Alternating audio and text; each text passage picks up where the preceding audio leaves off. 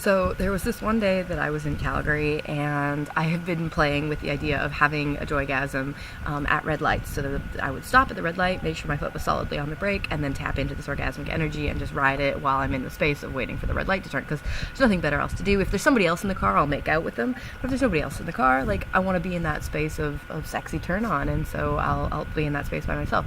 So this one day, and this is probably, like, I've been practicing this for a while. This one day, I am driving through downtown Calgary, and all of a sudden, I look over to the guy in the car next to me, and he's jerking off. He's got his cock in his hand, and he's, like, wailing on it in the car at the red light in the middle of downtown Calgary. And my, like, instinct is to just, like, look away and be like, oh my god, did I really just see that? And then I look back, and I'm like, I really did just see that. He was, like, jerking off in the middle of downtown Calgary in his car. And it's just like, my eyes are like bugging out of my head. And then it occurred to me that I was doing exactly the same thing.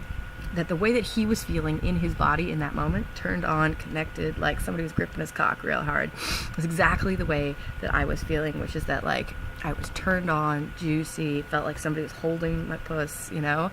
And except that I looked normal while I did it, and he was stroking his cock. And I was like, this is the power of joygasm, because I can be in the state and nobody knows what's going on.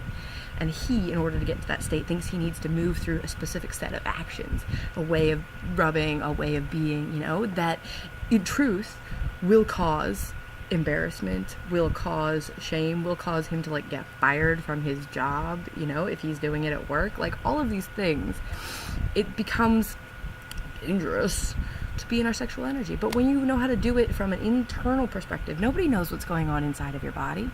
Nobody. So you can be in a space of, like, orgasmic bliss as much as you want. You learn how to hold that energy while still looking normal on the outside.